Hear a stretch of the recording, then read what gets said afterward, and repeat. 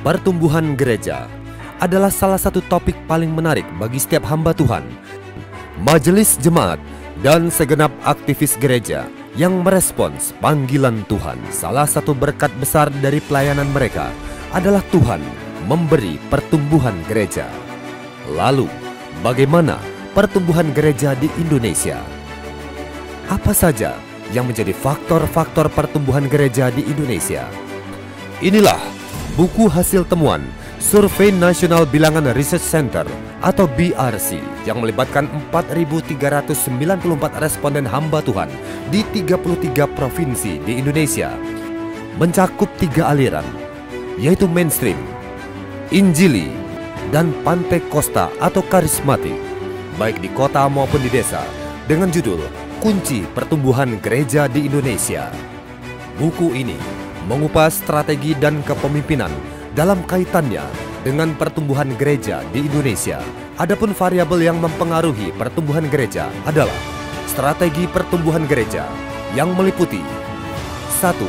Proses pemuridan, 2. Keterlibatan jemaat dalam melayani, 3. Investasi dana pekabaran Injil, 4.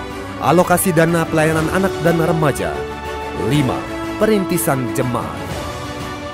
Dan variabel kepemimpinan yang meliputi 6.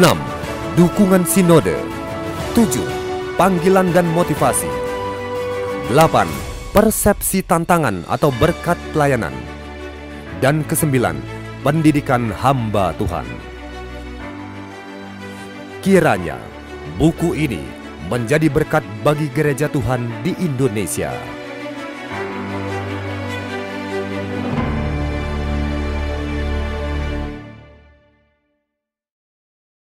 Wah, dahsyat ya. Pada malam hari ini kita selain mau berbincang-bincang mengenai topiknya, kita juga menyaksikan langsung tentang launching dari buku Kunci Pertumbuhan Gereja di Indonesia, menyingkap faktor pendorong pertumbuhan gereja. Baik, Ibu Bapak, pada malam hari ini ada 3 orang narasumber yang sudah siap sedia berbagi dengan kita semua. Narasumber yang pertama yaitu Bapak Handi Irawan DMBA MCom, yaitu seorang CEO Frontier Group, founder penghargaan Top Brand, penghargaan yang berdasarkan survei merek nasional dan juga penggagas Hari Pelanggan Nasional, penulis buku-buku marketing dan bisnis, serta masuk dalam tim penulis Dinamika Generasi Muda Kristen di Indonesia yang diterbitkan oleh BRC. Beliau juga mengimbangi pekerjaannya dengan pelayanan sebagai Ketua Bilangan Research Center, Ketua Family First Indonesia, Board of Director Family First Global, founder dari Bara Digital Ministry, Wakil Ketua Yayasan STT Saat Malang, pengawas MPK atau Majelis Pendidikan Kristen, dan penasihat Sinode Gereja Kristen Kalam Kudus.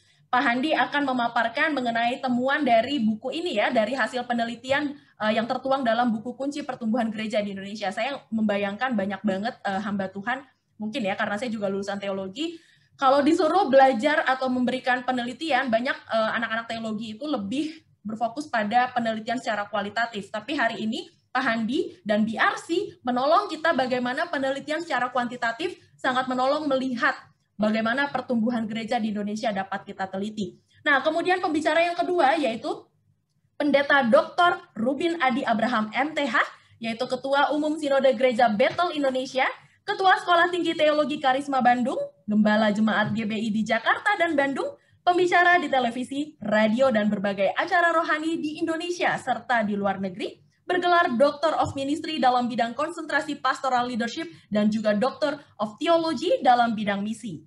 Kemudian yang ketiga narasumber kita yaitu Pastor Jeffrey Rahmat, pendiri dan senior pastor di Jakarta Praise Community Church atau JPCC yang sangat terkenal nih ya dengan bagaimana pendekatannya terutama Angela Rahmat, Pastor Jeffrey Rahmat dikaruniai 3 orang anak. Pastor Jeffrey Rahmat kini sudah menggembalakan JPCC dan banyak orang-orang di dunia ini, di Indonesia maupun di luar negeri, terutama kaum muda sejak 4 Juli 1999. Dan ketiga narasumber kita akan dipandu langsung oleh Bapak Bambang Budjanto PhD selaku Ketua Dewan Pembina BRC untuk melakukan diskusi ataupun pemaparan. Kepada Pak Bambang, saya persilakan. Terima kasih Ibu Bapak dan rekan-rekan sepelayanan Selamat malam, saya Bambang Budianto dari PRC. Terima kasih sudah mengizinkan kami untuk duduk bersama Ibu Bapak sekalian malam ini untuk belajar bersama-sama tentang pertumbuhan gereja dan kepemimpinan. Nah, pertama saya ingin menyampaikan terima kasih kepada 4.394 responden yang membuat kita bisa duduk bersama dan belajar bersama. Yang tersebar di mana-mana, juga orang yang mengumpulkan datanya, saya sampaikan secara official, secara resmi, terima kasih atas kesediaannya untuk berbagi dengan Gereja Tuhan di Indonesia.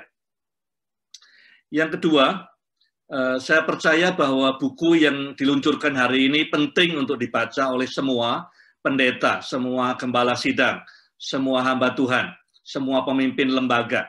Ya, bukan karena saya ikut menulis, tapi karena kalau toh saya tidak menulis pun saya akan cari buku ini karena penting sekali untuk panggilan Tuhan dalam kehidupan kita. Yang ketiga, saya bertanya dalam diri saya sendiri, kita berkumpul sekitar 2 jam malam ini, outcome-nya apa yang mau dicapai? Ya, apa yang kita sebut sukses lewat Zoom meeting ini apa?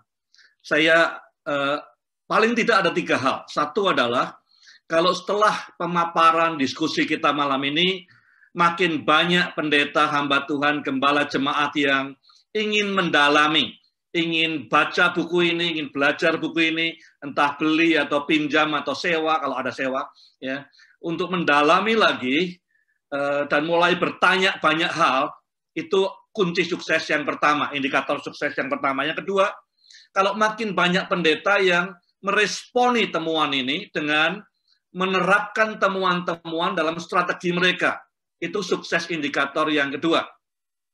Sukses indikator ketiga buat saya adalah kalau peserta dan orang-orang lain yang akan bertemu dengan peserta malam ini dibangun semangatnya, passion-nya, pengharapannya, hope-nya bisa terbangun melalui apa yang disajikan malam ini. Nah, kita beruntung ada Pak Handi nanti akan memaparkan temuan selama 15 menit. Setelah itu disusul dengan 2 narasumber yang lain, pembicara yang lain, Pak Rubin Adi dan Pak Jeffrey Rahmat. Saya kira mereka orang yang tepat sekali, bukan karena mereka dipakai Tuhan menggembalakan gereja yang bertumbuh, tetapi juga karena mereka adalah student of leadership. Ya, mereka senang belajar kepemimpinan dan itu sudah didengar di mana-mana. Jadi prosesnya Pak Handi akan menyampaikan 15 menit temuan ini, disusul oleh tanggapan dan apa yang Tuhan taruh di dalam hatinya Pak Rubin Adi, kemudian Pak Jeffrey, ya, dengan konteks pelayanan mereka. Setelah itu saya akan memandu untuk talk show dan tanya jawab. Saya harap kita bisa sama-sama duduk dan belajar dan mengizinkan Roh Kudus untuk menolong kita memahami dan meresponi, sehingga tidak hanya kepala kita tetapi juga hati kita dihangatkan dan langkah kita dikuatkan. Terima kasih. Mari kita sambut Bapak Handi Iraunde MBA MCom, CEO Frontier Group dan Ketua Bilangan Research Center.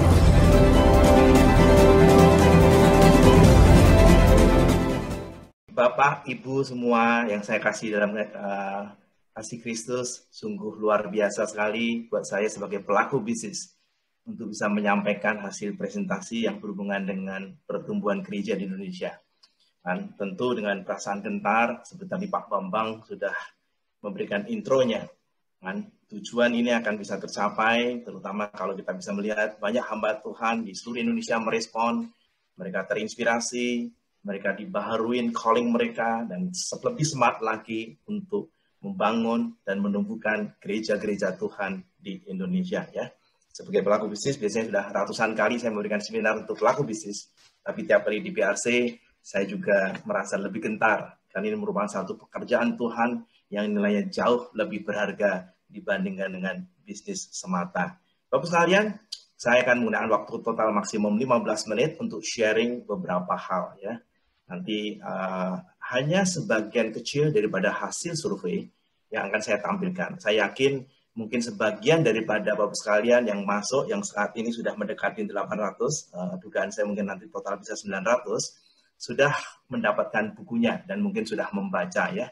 Kalau yang belum, nanti silahkan calling PRC untuk mendapatkan buku yang sangat baik ini. Bisa memberikan inspirasi kepada kita, tahu posisi gereja kita, dan kemudian mencari kehendak Tuhan, bagaimana Tuhan akan menumbuhkan gereja kita masing-masing.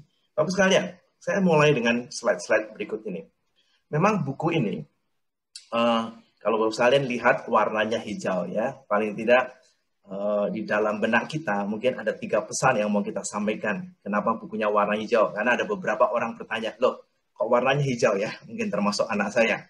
Nah, hijau paling tidak memberikan gambaran bahwa Tuhan memberikan kepada kita kesempatan yang luar biasa untuk menyebarkan firman Tuhan, menyebarkan kabar baik, menyebarkan keselamatan, yang merupakan satu ladang yang sangat hijau di bumi Indonesia ini ya. Jadi saya rasa ini kesempatan yang sangat bagus, seperti hamparan hijau, demikianlah kesempatan yang Tuhan berikan kepada kita. Kedua, kita juga menyabarkan firman Tuhan, menyampaikan kabar keselamatan di tengah-tengah saudara-saudara Muslim kita. Indonesia merupakan negara dengan jumlah Muslim terbesar di Indonesia ya. Dan ketiga, saya pikir memang kalau buku rohani yang warnanya hijau relatif tidak banyak ya. Jadi saya berharap menjadi buku yang unik, yang mudah diingat, dan juga kita sengaja menerbitkan dengan ukuran yang unik pula. Jadi mudah-mudahan kalau ada perpustakaan, library Bapak sekalian, ada 100, ada 1000 buku, maka buku PRC itu mendapatkan tempat juga yang memiliki keunikan tersendiri, sehingga akan Bapak sekalian ingat dan kemudian dibaca berulang-ulang. Bapak sekalian, saya mulai dengan slide yang pertama. Di slide pertama ini, kita definisi dari pertumbuhan gereja yang disusun oleh American Society for Church Growth, ya, kita tahu foundernya adalah Mark Gravan dan Peter Wagner, ya, yang sangat terkenal sebagai bapak pertumbuhan gereja. Tapi yang menarik kalau kita lihat dari definisi ini adalah pertumbuhan gereja pada dasarnya adalah suatu disiplin yang menyelidiki hakikat, ekspansi, perintisan, pelipat gandaan, fungsi, dan kesehatan gereja-gereja Kristen dalam kaitannya dengan pelaksanaan amanat agung Kristus untuk menjadikan segala bangsa muridnya secara efektif. Di sini saya mau menggarisbawahi, ternyata pertumbuhan gereja dikenal sebagai satu disiplin, satu keilmuan yang menyelidiki hakikat atau nature. Maka tidak mengherankan ada banyak cara-cara untuk mempelajari pertumbuhan gereja. Ada banyak riset. Bisa juga risetnya adalah riset observasi misalnya. Atau risetnya berupa riset sejarah ya. Jadi ada juga yang melihat observasi di satu tempat, gereja mana yang bertumbuh dan mana yang tidak bertumbuh. Bisa juga membuat satu sejarah selama 30 tahun, 50 tahun, mempelajari apa yang membuat gereja itu bertumbuh atau kurang bertumbuh. Bisa juga dengan case study. Tapi memang salah satu bentuk risetnya adalah bentuk riset statistik, kan? Dan juga riset sosiologi mungkin. Nah, PRC ini boleh dikatakan sebagian besar pendekatan kita adalah pendekatan riset statistik. Mungkin bisa sebagian kombinasi dengan riset sosiologi, karena kita memperhatikan faktor budaya, lokasi, atau koridor di mana kita melakukan survei. Jadi hamba Tuhan setempat, gereja-gereja lokalnya. Sama seperti di Amerika mungkin selama 30-40 tahun terakhir. Begitu banyak juga studi-studi pertumbuhan gereja yang dihubungkan dengan riset statistik, terutama yang dilakukan oleh Barna.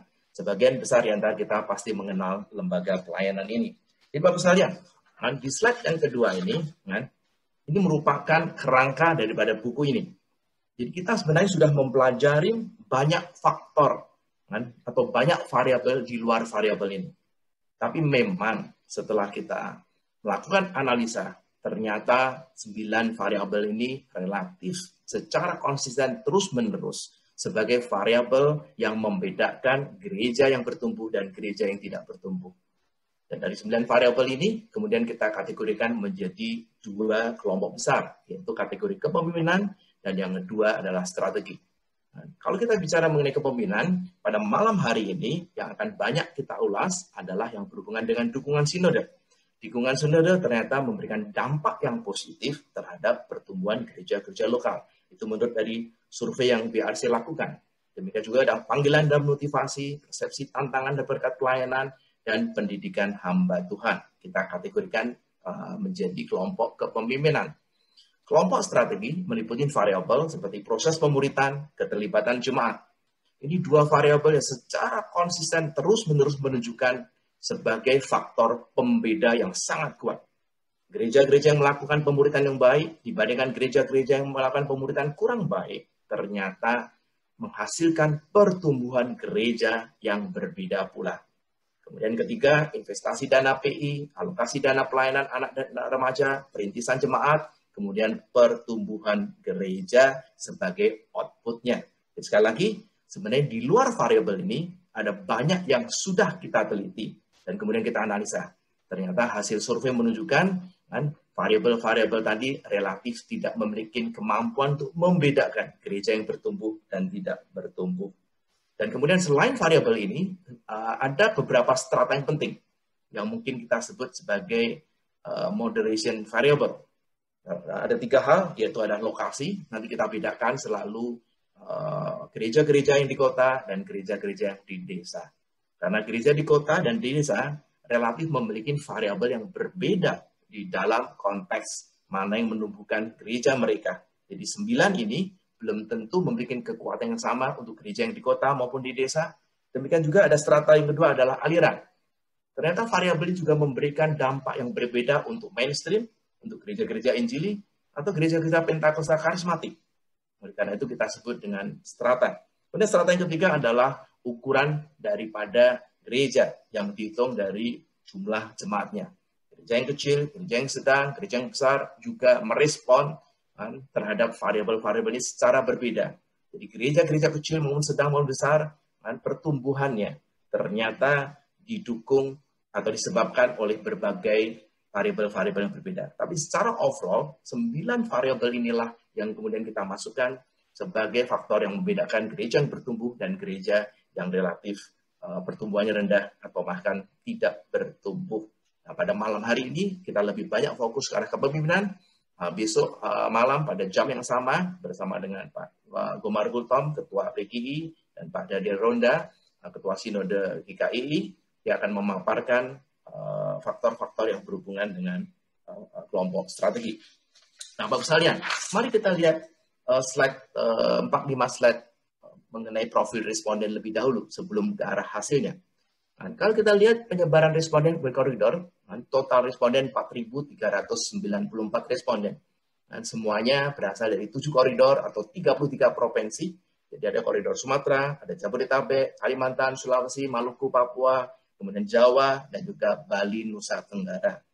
Jadi beberapa hasil daripada survei ini kita cross-tabulasikan berdasarkan koridor masing-masing. Ya, Sumatera, Jabodetabek, Kalimantan, Jawa, dan sebagainya. Jadi total ada 33 provinsi mencakup 4.394 responden.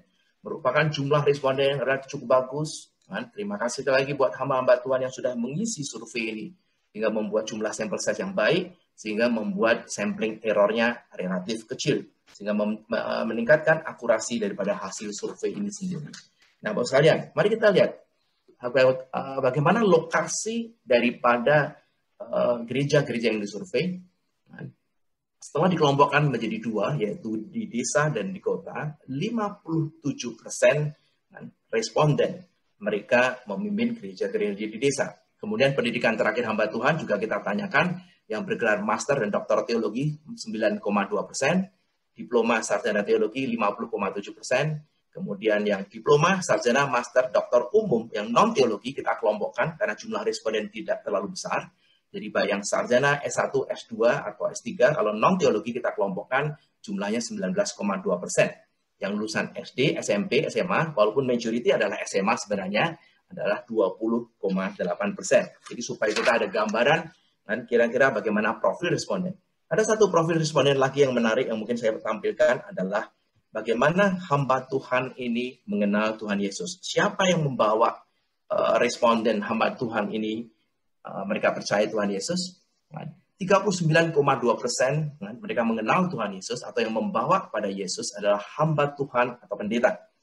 Ayah dan ibu 25,5%, 21,1%. Maka angkanya agak berbeda dibandingkan dengan survei yang pertama, yaitu survei generasi muda Kristen di Indonesia.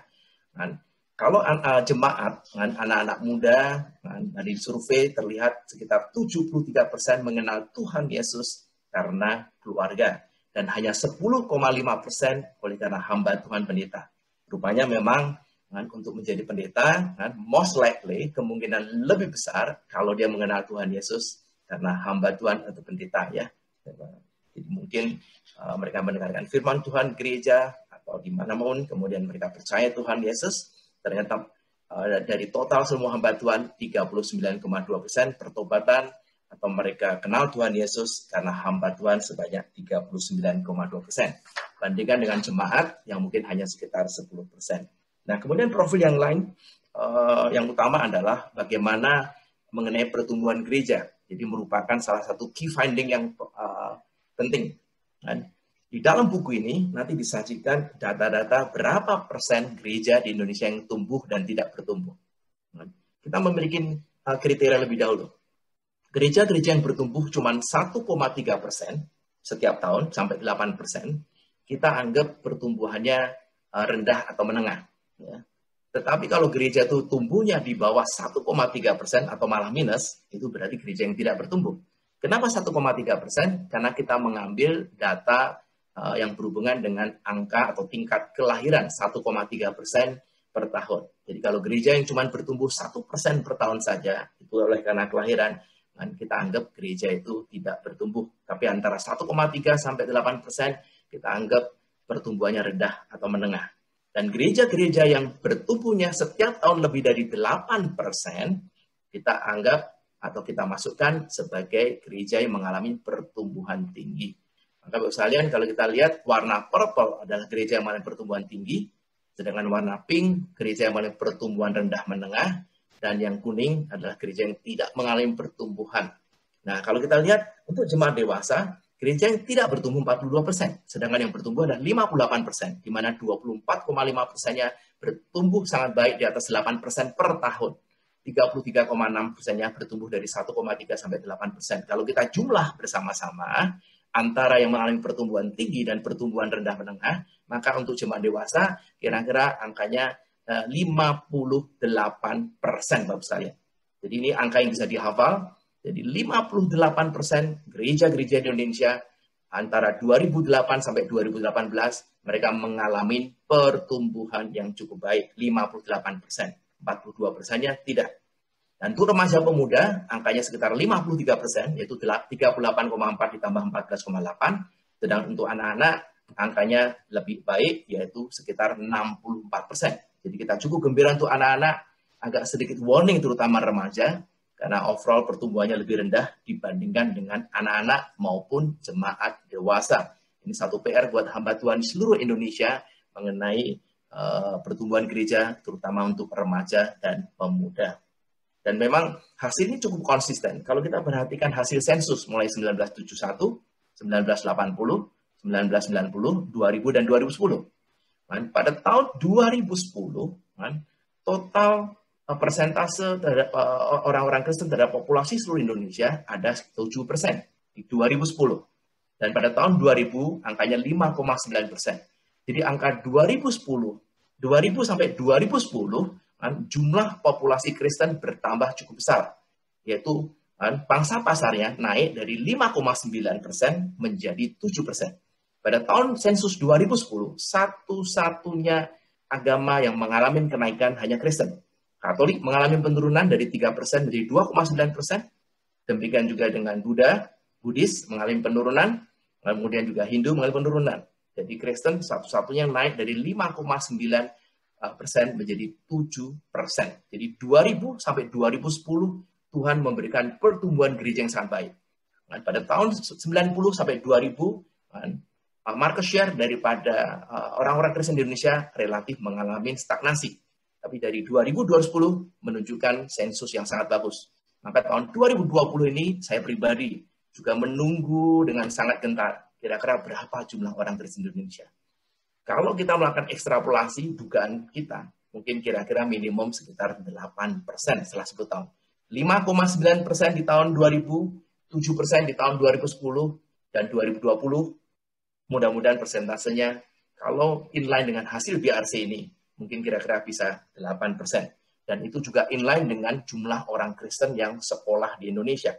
Walaupun tahun 2010 persentase kita 7%, tapi kalau Anda perhatikan, di tahun 2019, jumlah anak-anak Kristen yang sekolah di Indonesia untuk kategori SMA itu mencapai sekitar 10% lebih sedikit. Demikian juga untuk SD dan SMP, angkanya di atas 8%. Jadi kalau melihat angka-angka seperti ini, dan juga hasil daripada PRC bahwa 54% selama 10 tahun terakhir gereja-gereja mengalami pertumbuhan, kita bisa berharap bahwa peta Kristen di Indonesia akan berubah. Mungkin jumlah orang Kristen di Indonesia pada tahun 2020 ini sudah mencapai di atas 20 juta. Di tahun 2010 jumlahnya sekitar 16 juta lebih. Nah, inilah gambarannya sekilas. Kemudian Bapak sekalian, mari kita lihat slide berikut ini. Kalau kita lihat pertumbuhan jemaat dewasa, terutama dalam hal kita lihat dukungan daripada sinode. Kita lihat ada dukungan sinode kecil, ada yang sedang, ada yang besar. Bapak sekalian perhatikan yang nasional. Kalau dukungan kecil yang bertumbuh cuman yang purple itu 54,6%. Kalau dukungannya besar itu 68,2%. Itu menunjukkan bahwa variabel gereja-gereja di mana sinode dia memberikan dukungan yang baik kepada gereja-gereja lokalnya ternyata memberikan peluang bertumbuh lebih baik. Di dukungan besar sama dukungan kecil ternyata ada perbedaan sampai sekitar 14%. Dan itu terjadi di desa dan di kota. Dan di kota relatif lebih signifikan lagi. Ini contoh bagaimana dukungan sinode ternyata menghasilkan atau meningkatkan kemungkinan gereja bertumbuh menjadi lebih besar. Nah, di slide berikut ini, Bapak sekalian, ternyata dukungan sinode itu tidak sama kan? Dampaknya kalau kita lihat dari berbagai aliran.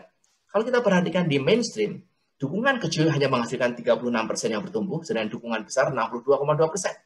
Dan rupanya mainstream itu kan, memberikan dampak yang paling signifikan dalam konteks dukungan sinode. Sedangkan di Injili ternyata relatif flat. Kan? Dukungan kecil 53,6%, 61,2% kalau dukungan besar. Ini juga memberikan inspirasi terutama kepada hamba Tuhan untuk bisa membuat satu riset lanjutan. Kenapa di Injili relatif yang namanya variabel dukungan sinode itu tidak berdampak sebesar dibandingkan dengan mainstream. Ya, kalau Pentakosta di karismatik relatif agak moderat. Kan? Tidak seperti mainstream, tidak seperti Injili. Injili relatif lebih stabil. Dengan mainstream, dukungan itu menjadi variabel yang lebih berarti. Bapak sekalian, slide saya yang terakhir adalah berhubungan dengan pendidikan. Ya. Nah, ini salah satu hasil yang sungguh-sungguh agak mengejutkan. Tapi menjadi wake up call terhadap STT, kan, Sekolah Tinggi Teologi di Indonesia yang jumlahnya hampir sekitar 350-an. Kalau Bapak sekalian perhatikan di kolom 1 dan kolom 3. Di kolom 1 adalah hamba-hamba Tuhan yang lulusan SD, SMP, dan mayoritas SMA. Dibandingkan kolom 3, yaitu adalah mereka yang lulusan diploma maupun sarjana teologi, ternyata jumlah gereja yang bertumbuh kan, untuk yang lulusan SMP, SMA 61,6%. Sedangkan lulusan sarjana teologi cuma 56,6%, malah lebih rendah. Kalau kita perhatikan lulusan master dan doktor teologi memang paling tinggi. Ya. Sebenarnya kalau kita lihat yang lulusan master doktor teologi umum juga relatif tinggi. Ini merupakan satu wake up call apa yang terjadi dengan STT kita. Ternyata menghasilkan lulusan S1 hamba-hamba Tuhan yang justru peluang pertumbuhannya dibandingkan hamba-hamba Tuhan yang lulusan SMP SMA tidak lebih baik. Bisa juga oleh karena passion-nya, bisa juga karena leadership-nya, bisa juga karena teman-teman SMA ini, hamba Tuhan SMA itu mereka lebih cepat melayani, mereka mungkin barangkali humble oleh karena mereka tidak bergelar, mereka mau lebih banyak belajar, karena survei PRC juga menunjukkan siapa yang mengikuti workshop, mengikuti training, itu ternyata juga memberikan pengaruh terhadap kemungkinan gereja yang dipimpinnya bisa bertumbuh. Kalau kita perhatikan, hasilnya konsisten dengan di desa maupun di kota, Bapak sekalian. Ternyata hamba Tuhan yang bergelar sarjana S1 teologi, kan, gerejanya relatif jumlah persentase yang bertumbuh dibandingkan yang lulusan SMP, SMA, itu tidak lebih besar, bahkan cenderung sedikit di bawah lulusan SMP, SMA.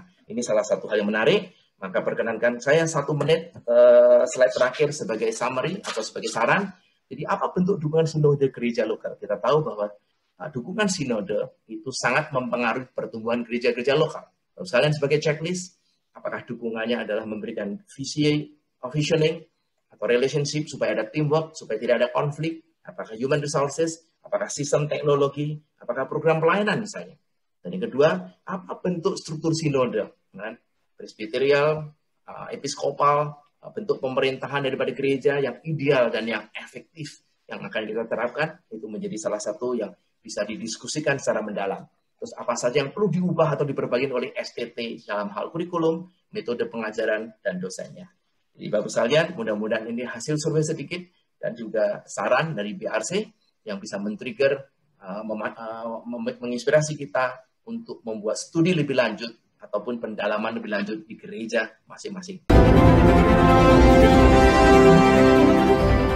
Mari kita sambut Pendeta Dr. Rubin Adi Abraham, Ketua Sinode Gereja Bethel Indonesia.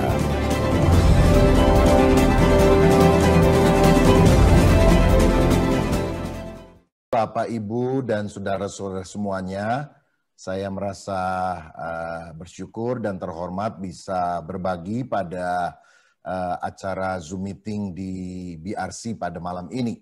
Paparan Pak Handi saya pikir itu membuka wawasan kita secara luas.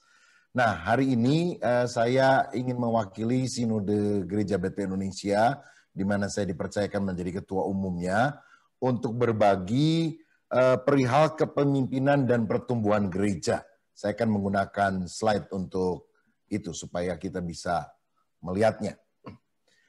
Bapak, Ibu, dan saudara sekalian, GBI baru saja melakukan jubiliumnya yang ke-50 tanggal 6 Oktober beberapa minggu yang lalu.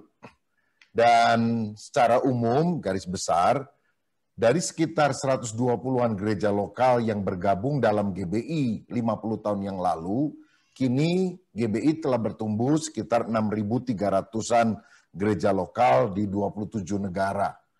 Berarti ada kenaikan sekitar 52,5 kali lipat atau 5.250%. Lalu anggota jemaatnya pada waktu itu kalau dikumpulkan besar dan kecil kira-kira 25 ribuan, kini mencapai sekitar 3 jutaan.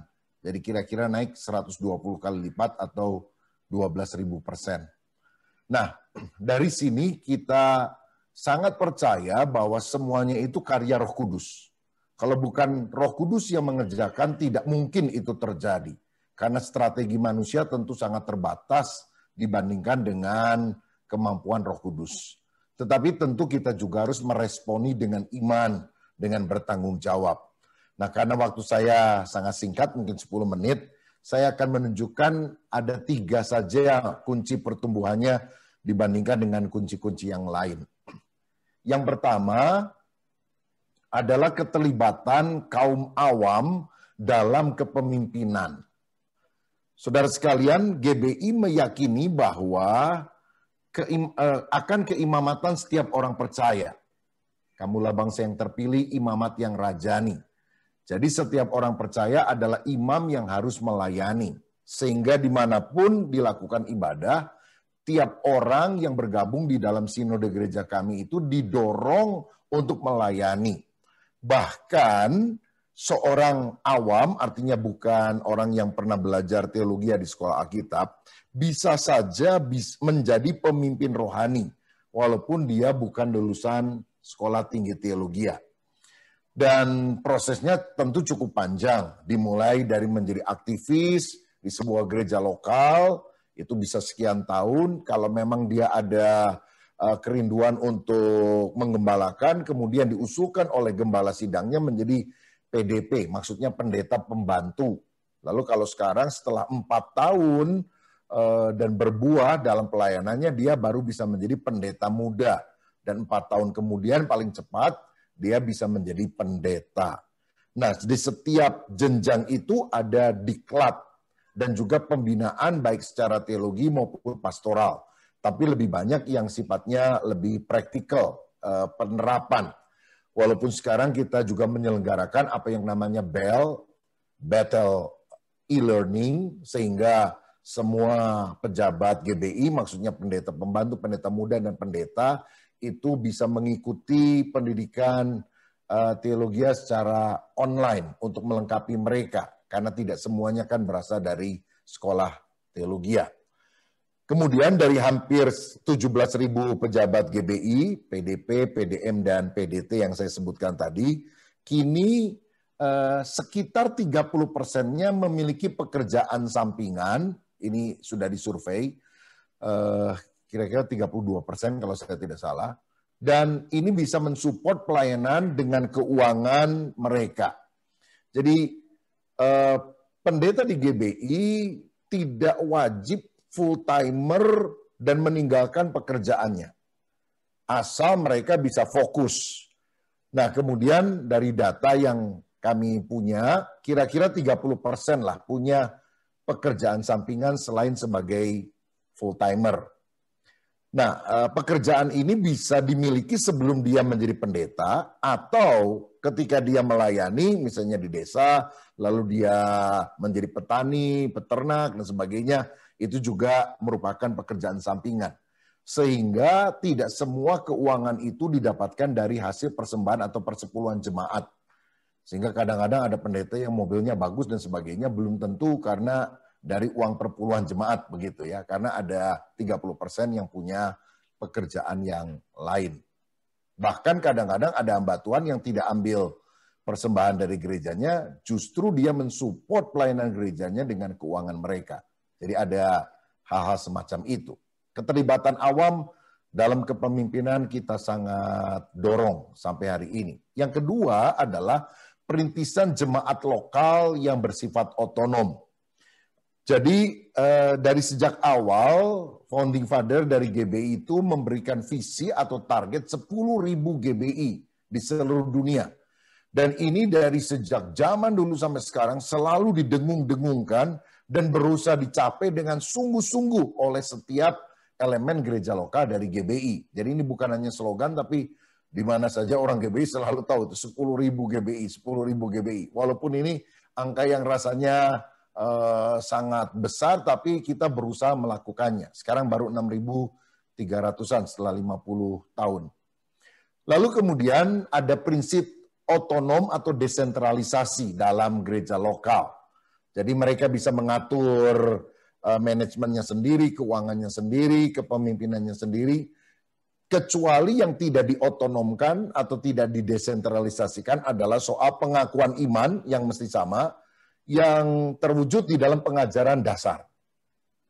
Dan juga tentu aturan tata gereja itu tidak diotonomkan. Nah, kita bersyukur karena pendiri dari GBI itu menulis mungkin hampir 40 buku yang kemudian selain Alkitab tentunya sebagai hal yang utama, tapi pengajaran yang ada itu kira-kira kerangkanya sudah ada dari sejak awal. Nah, ini sangat menolong kita, sehingga kita tahu ini sudah melenceng, lari, atau tetap pada koridornya. Tentu untuk hal-hal yang detail, kita tidak bisa selalu seragam, tetapi untuk hal-hal yang utama dan penting, kita harus sama. Lalu, lulusan seminari Bethel itu menjadi motor perintisan gereja. Nah, lulusan seminari, saya tidak sebut lulusan sekolah tinggi teologi, karena seminari itu ada sekolah penginjil yang cuma setahun, ada program-program lain, non-degree bahkan. Nah, ternyata dari sejak dulu kita lihat mereka sangat efektif untuk menjadi perintis jemaat. Mungkin kita lihat juga, walaupun perlu ada survei lebih jauh, kadang-kadang yang lulusan ini dalam perintisan jemaat lebih berani berjibaku begitu, lebih bisa menanam jemaat daripada yang lulusan S1 teologi.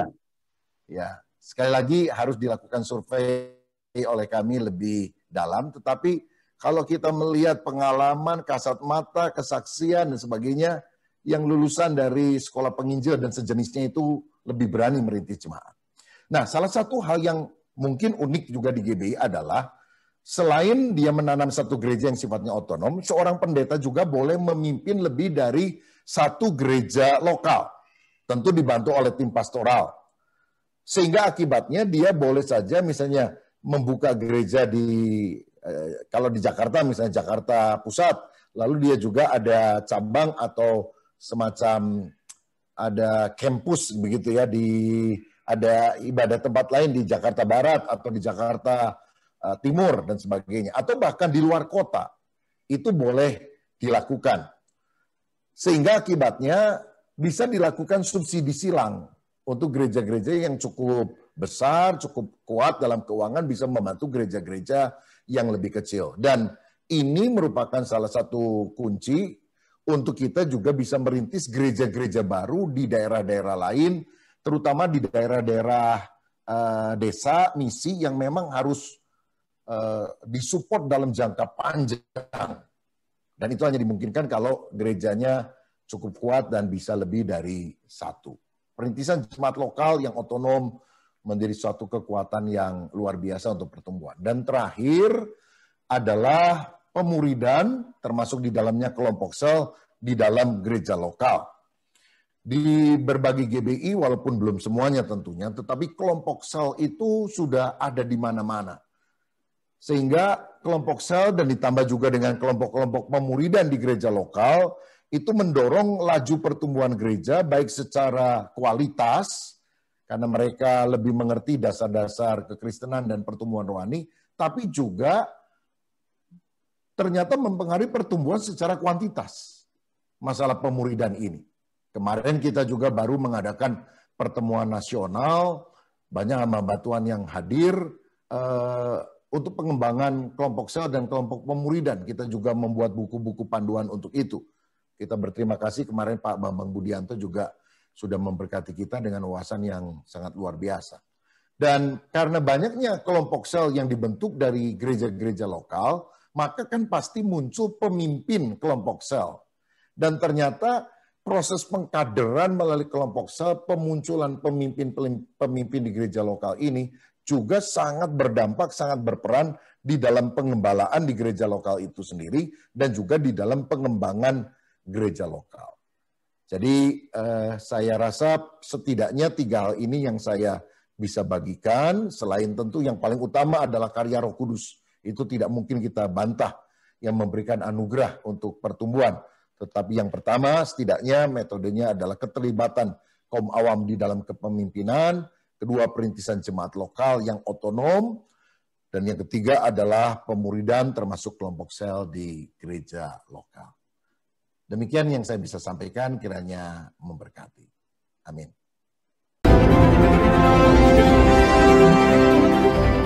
Mari kita sambut Pastor Jeffrey Rahmat, Senior Pastor Jakarta Praise Community Church.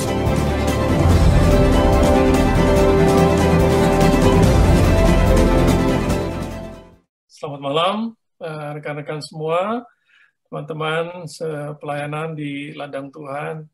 Selamat malam, semoga suara saya bisa didengar dengan baik. Terima kasih buat Pak Handi dan juga Pak Rubin Adi untuk penjelasannya. Terima kasih juga kepada Bilangan Research Center yang sudah memberikan saya kesempatan untuk berbagi. Nah, sebelum saya lupa, saya ingin kasih selamat dulu nih buat Pak Rubin Adi untuk Jubileum GBI yang ke-50. Selamat, Tuhan Yesus memberkati. Nah, bagian saya hari ini adalah untuk menceritakan sebagai praktisi ya, pengalaman apa yang saya kerjakan dalam mengembalakan JPCC yang berdiri dari tanggal 4 Juli tahun 1999. Ya. Saya berharap Anda semua dimanapun Anda berada mendapatkan ide yang bisa Anda sendiri kembangkan untuk disesuaikan dengan tempat dan budaya di mana Anda semua melayani. Nah, tema hari ini adalah tentang pertumbuhan gereja dan kepemimpinan, sesuatu yang menurut saya sangat kalau saya boleh bilang lucu ya, waktu Pak Handi Irawan telepon saya, karena saya bilang sama dia, nggak salah telepon nih, gitu. Karena saya terus terang sampai hari ini tidak pernah berdoa untuk pertumbuhan gereja. Ya, jujur ini, saya tidak pernah satu kali pun berdoa untuk pertumbuhan gereja.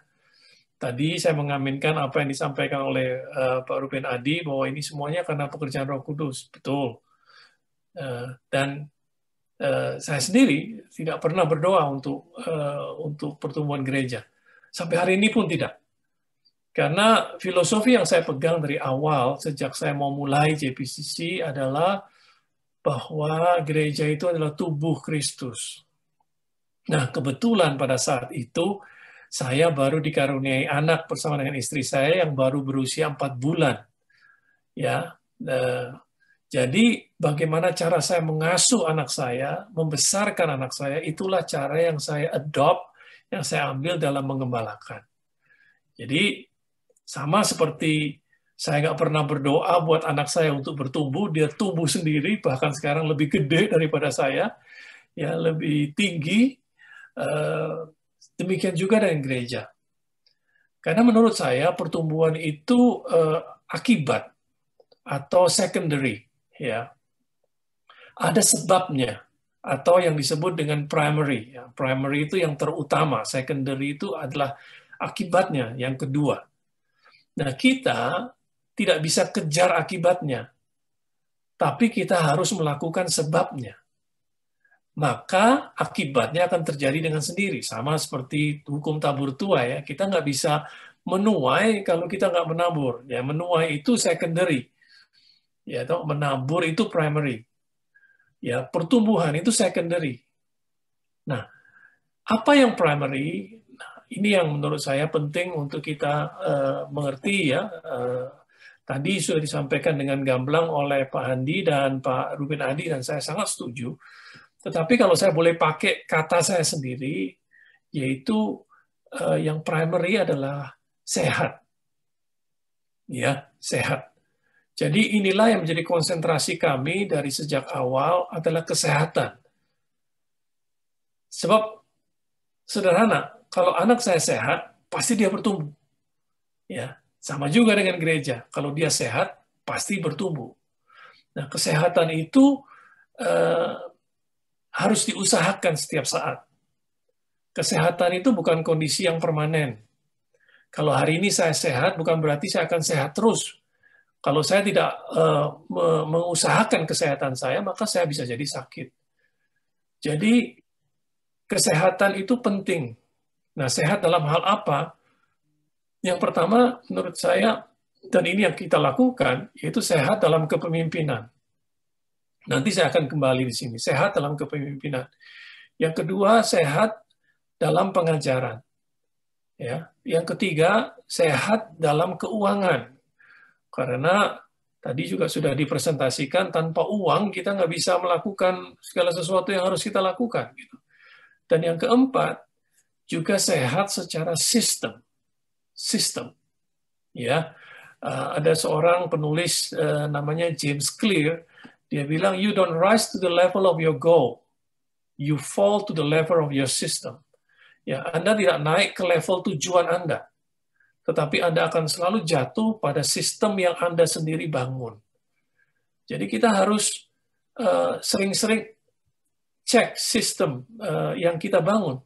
Sebab jangan-jangan sistem kita sendiri yang menghalangi pertumbuhan supaya terjadi. Jadi itu yang saya mau katakan.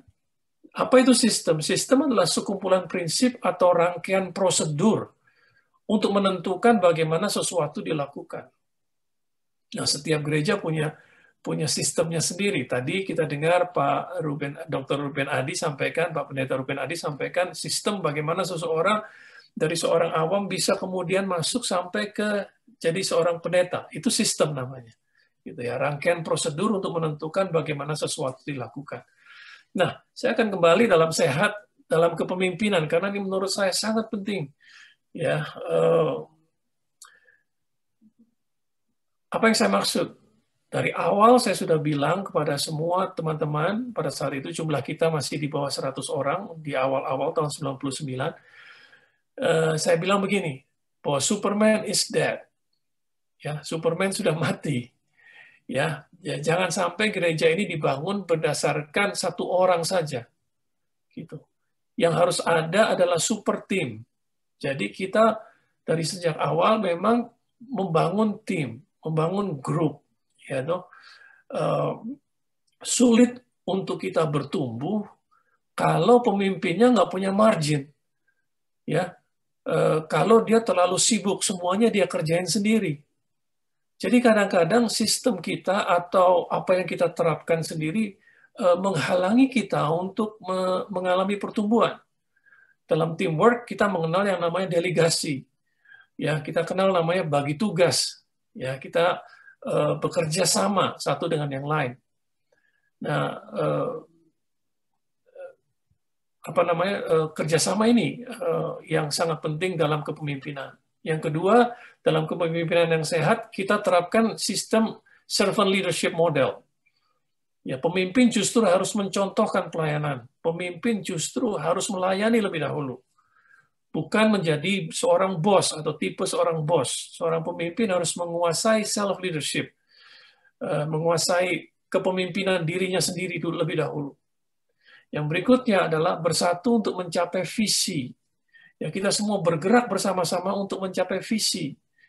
Visi itu sangat penting. Nah, menurut saya setiap gereja harus mempunyai visi. Sebab tidak ada orang yang mau naik bus tanpa tujuan. Tidak ada orang yang mau naik pesawat tanpa tujuan. Jadi visi penting. Jadi kita bersatu bersama-sama mencapai visi dan juga misi, serta mempertahankan nilai-nilai yang kita setujui bersama-sama, yang kita kembangkan. Di JPCC kita punya 5 nilai fondasi dasar, yaitu relevan, honoring atau hormat, maturity yaitu kedewasaan, excellent, dan spirit-led atau pimpinan Roh Kudus. Ya, kita sama-sama menjaga itu. Jadi bukan tugas saya saja menjaga hal tersebut, tapi kita bersama-sama menjaganya. Yang berikutnya, sehat secara kepemimpinan yang saya maksudkan adalah menciptakan lingkungan yang aman untuk pertumbuhan. Jadi yang bertumbuh nggak usah dihalangi, yang bertumbuh tidak usah ditutup, tetapi kita harus selalu membuka jalan supaya orang bisa bertumbuh, bahkan lebih daripada kita. Selalu membuat jalan buat generasi muda untuk kemudian muncul. Nah, selain sehat, yang kita selalu dengungkan adalah berbuah. Ya, karena kita tidak dipanggil hanya untuk menjadi bertumbuh saja, tetapi harus menghasilkan buah. Nah, untuk dapat berbuah, yang pasti kita harus bertumbuh lebih dahulu. Nah, untuk itu kita membuatkan pathway atau yang kita sebut dengan next step.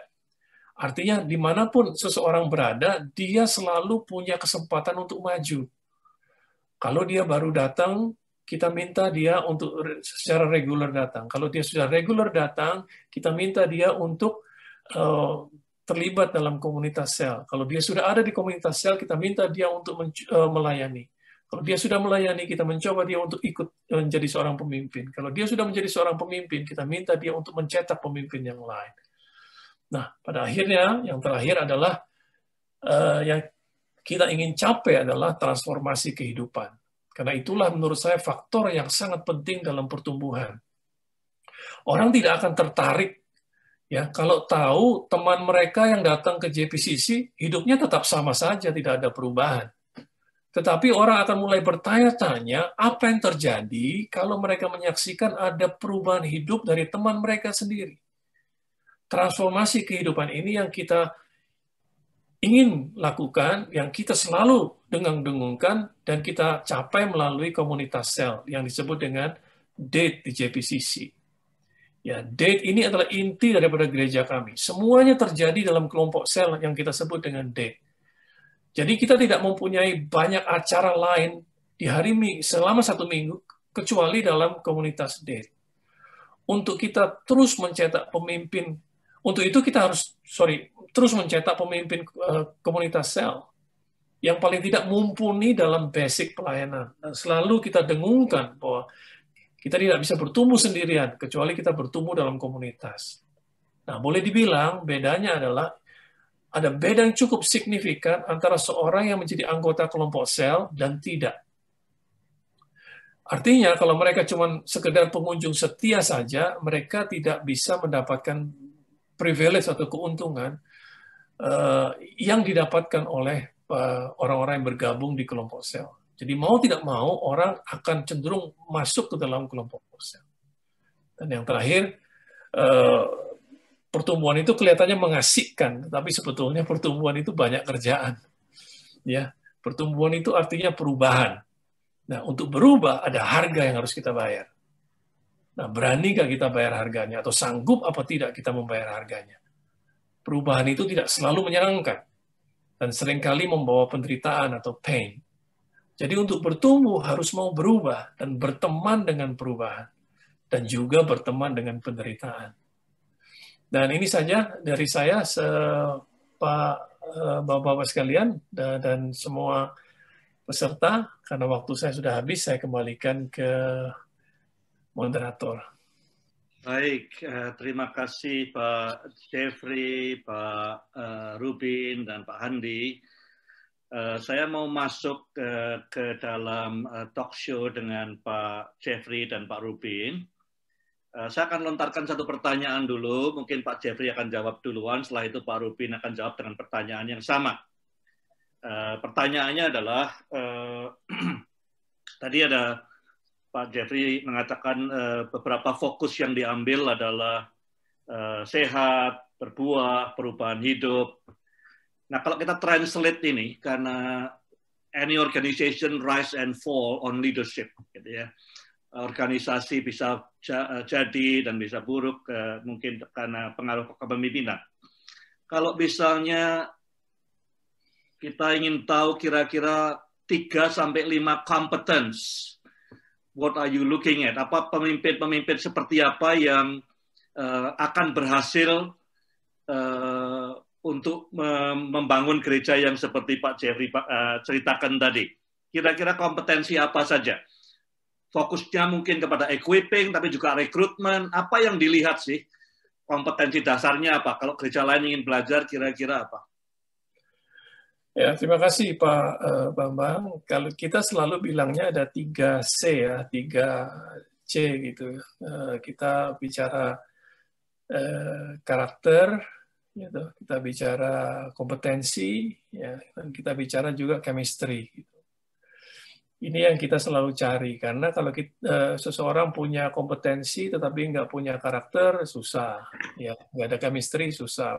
Punya chemistry, punya kompetensi, punya karakter, tapi nggak punya chemistry juga susah. Jadi itu yang kita cari pertama, tentu.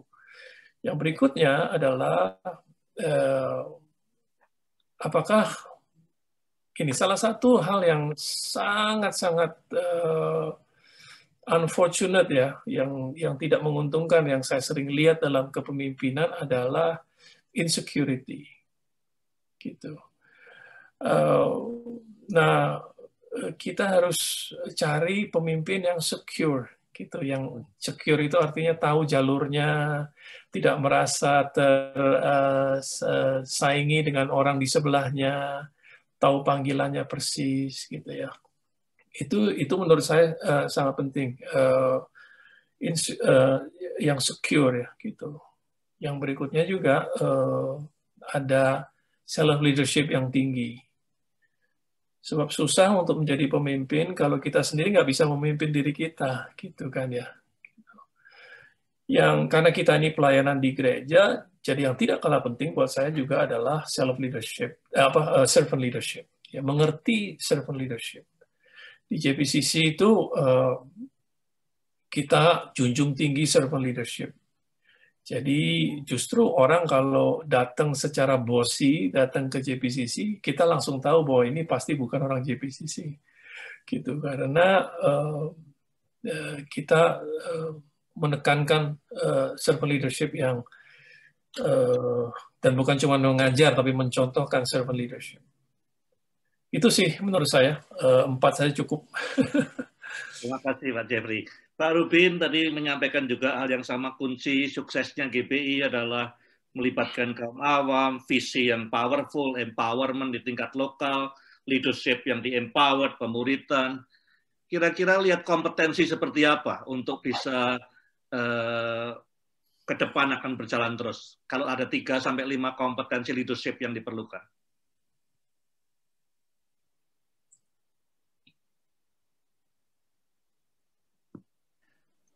Ya, saya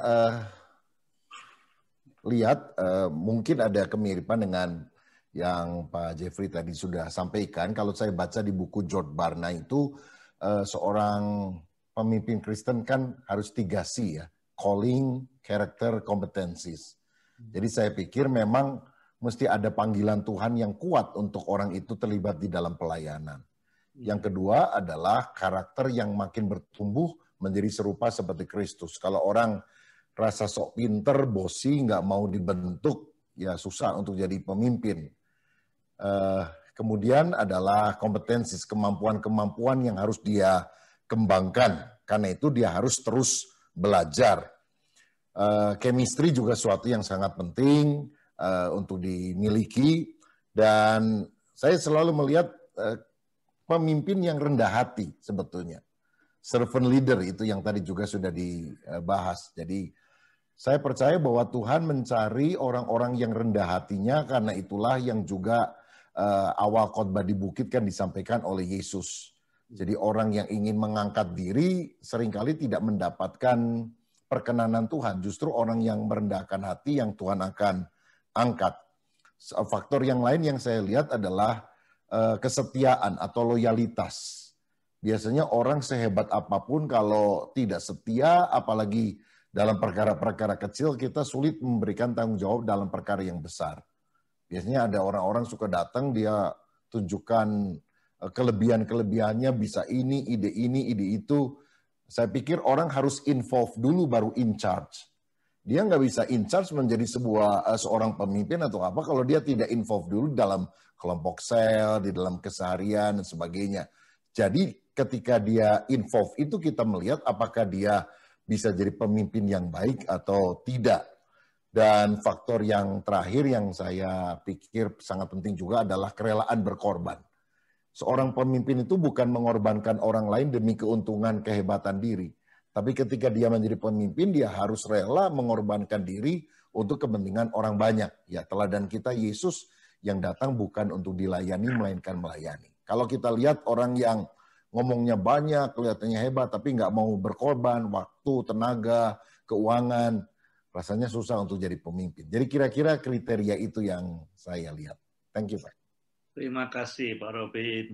Saya ada satu pertanyaan lagi yang mungkin bisa menolong kita semua ke Pak Robin dulu, nanti setelah itu saya ke Pak Jeffrey lagi.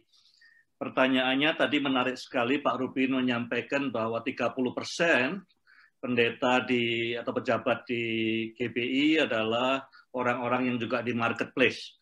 Mereka punya pekerjaan lain, ada penghasilan lain. Saya masih ingat tahun 80-an dulu, saya interview dengan satu pimpinan gereja Pantai Kosta di Jawa Tengah, di Manado.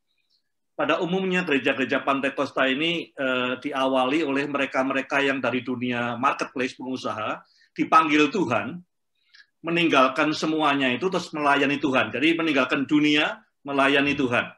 Jadi untuk mereka kembali lagi megang perusahaan atau bertani, cocok tanam, berternak, rasanya berlawanan dengan hati nurani, seakan mengkhianati para pendiri mereka tahun 1920, 1930 dulu. Nah, menarik sekali GBI memisahkan diri dari pemahaman ini. Ya, mungkin agak berbeda dengan gereja-gereja Pantai Kosta lain yang dirintis sekitar tahun 20-an dulu, yang seakan-akan misahkan dunia dengan gereja, mimbar dengan pacul, gitu kira.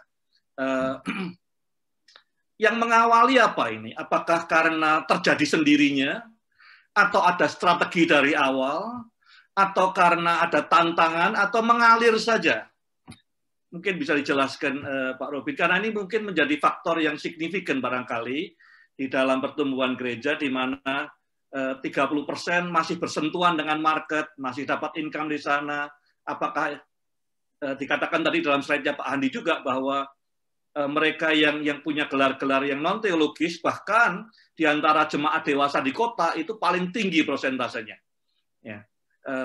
Jadi awalnya gimana supaya kita bisa belajar barangkali? Baik, yang awalnya mungkin yang terakhir, tapi mulai dengan konsep dasar. Saya melihat ada perbedaan antara pelayanan Petrus dan Paulus. Petrus itu meninggalkan perahunya, jalannya, lalu ikut Yesus. Jadi full-timer lah, tidak mengerjakan apapun selain memberitakan Injil. Tapi Paulus adalah seorang tent maker. Jadi walaupun dia pelayanan, dia tetap membuat tenda bersama dengan Priscilla Aquila yang juga sama-sama pembuat tenda misalnya. Jadi kita tidak perlu mengharuskan semua orang ikut jalannya Petrus, tapi dia bisa ikut jalannya Paulus. Kemudian konsep yang kedua adalah pemikiran daripada reformator gereja antara lain Martin Luther yang tidak memisahkan antara sakral dan sekuler. Jadi bukan tempat yang menjadikan menjadikan sesuatu sakral. Misalnya kita tidak berkata orang yang kerja di administrasi sebuah bank atau company umum menentukan bukan tempatnya. Nah, bagaimana mulai terjadinya? Sebetulnya karena saya tadi sampaikan itu mulai dari sebuah pergerakan sebetulnya, dan itu kebanyakan memang bukan Alkitab, walaupun kemudian mereka melengkapi dirinya tentu, walaupun tidak harus menjadi sarjana. Jadi ini merupakan gerakan kaum awam, sehingga memang dari awalnya sudah sedemikian.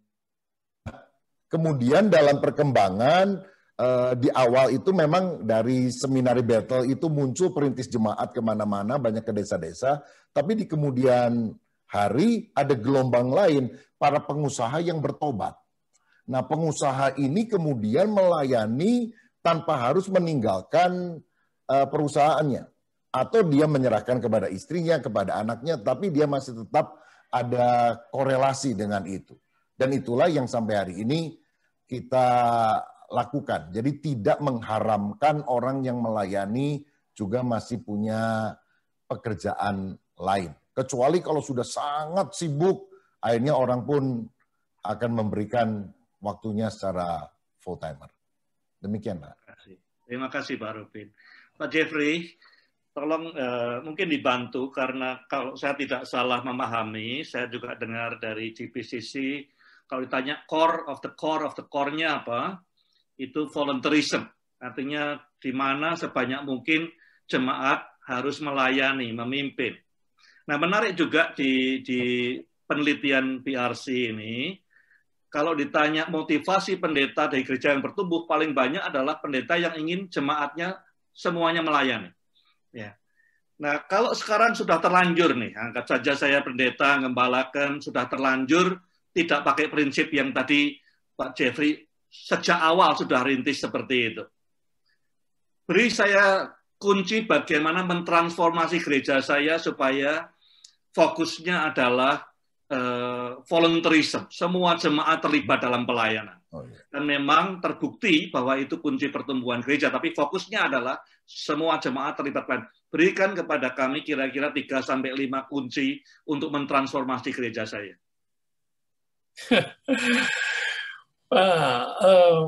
Pertama, menurut saya harus diajarkan lebih dahulu ya Pak Bambang ya, gitu. Sebab kalau kita nggak mengajar pentingnya melayani, punya hati seorang hamba, dan karena volunteerism itu salah satu bentuk daripada serving, ya, daripada memberi. Ya, volunteer itu salah satu bentuk daripada memberi. Jadi harus diajarkan.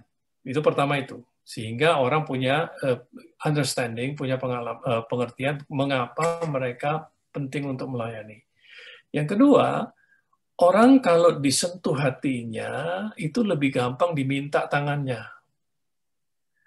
Ya, gitu. Orang kalau disentuh hatinya ya lebih gampang diminta tangannya. Jadi fokusnya dalam menyentuh hati lebih dahulu.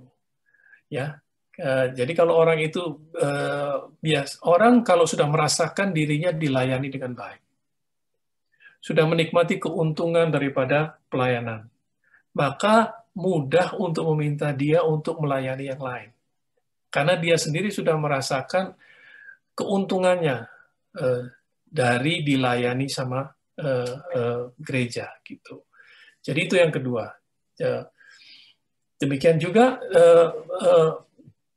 yang tidak kalah penting adalah pelayanan itu menurut saya salah satu daripada sarana untuk mengembangkan potensi.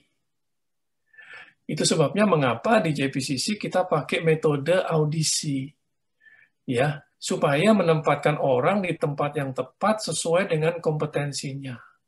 Sebab kalau tidak dia akan menjadi batu sandungan buat orang yang benar-benar punya kompetensi. Orang yang benar-benar punya kompetensi tidak akan nyemplung dalam pelayanan kalau dalam grupnya dia tahu penuh dengan orang-orang yang tidak punya kompetensi, tapi cuma repot doang gitu. Nah, ini menghalangi volunteerism. Jadi kita pakai audisi supaya menaruh orang di tempat yang tepat. Nah, untuk bisa tahu itu, dia harus terlibat dulu, kalau di JPCC, dia harus terlibat dulu dalam kelompok sel, supaya dia nggak self-claim, tetapi ada yang bisa kasih witness bahwa memang dia jagonya di sini, dia memang bagusnya di sini, dan lain sebagainya. Nah, yang terakhir menurut saya, tadi diminta 3-5 ya. Yeah. Ya, yang keempat, menurut saya kita punya kewajiban untuk melatih mereka lebih dahulu sebelum melepaskan mereka. Ya, dilatih sehingga mereka tahu apa yang harus dilakukan. Sekali lagi, ini semua penting untuk efek jangka panjangnya. Sebab kalau ini mereka tidak mengerti bagaimana cara melayani dan lain sebagainya, maka mereka akan menjadi batu sandungan buat yang lain yang akan masuk karena jadi tidak menarik gitu. Nah, kenapa kami berhasil menciptakan